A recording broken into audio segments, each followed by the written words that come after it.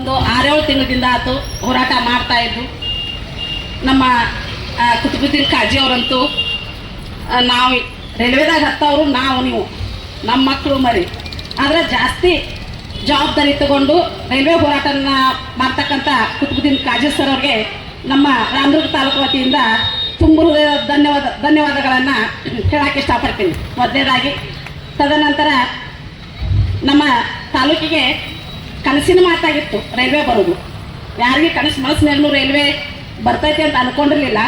ಏನೋ ಒಂದು ಕ್ರಾಂತಿಕಾರಿಗಳ ತಲೆಯಲ್ಲಿ ಬಂದು ನಾವು ನಮ್ಮ ರಾಮದುರ್ಗಕ್ಕೆ ರೈಲ್ವೆ ಮಾಡ್ಕೋಬಾರ್ದೇಕ ಅನ್ನುವಂಥ ಒಂದು ಪ್ರಶ್ನೆ ಬಂದಾಗ ಎಲ್ಲರೂ ಮುಂದಾಗ್ಯಾರ ಹೋರಾಟಕ್ಕೆ. ಇದು ಬಂದೇ ಬರ್ತೈತಿ ಅನ್ನುವಂಥ ಭರವಸೆ ಕೂಡ ನನಗೂ ಐತಿ.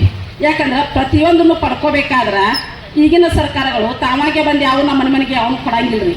ಹೋರಾಟದಿಂದ ಮಾತ್ರ ಅವ್ನು ಪಡ್ಕೊಳಕ್ಕೆ ಸಾಧ್ಯ. ಈಗ ಹೋರಾಟ ನಡೆದೈತೆ ಆಲ್ರೆಡಿ.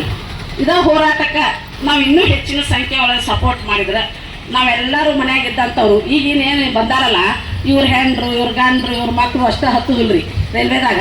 ಪ್ರತಿಯೊಬ್ಬರು ಯಾರ್ಯಾರು ಹಳ್ಳಿಯಾಗದಿರಿ, ಮನೆಯಾಗದಿರಿ, ಅಂಗಡಿಯಾಗದಿರಿ, ಎಲ್ಲೆಲ್ಲಿರಲ್ಲ ಪ್ರತಿಯೊಬ್ಬರು ಫ್ಯಾಮಿಲಿಯವರು ರೈಲ್ವೆ ಹತ್ತಕ್ಕೆ ಅವಶ್ಯಕತೆ ಐತಿ.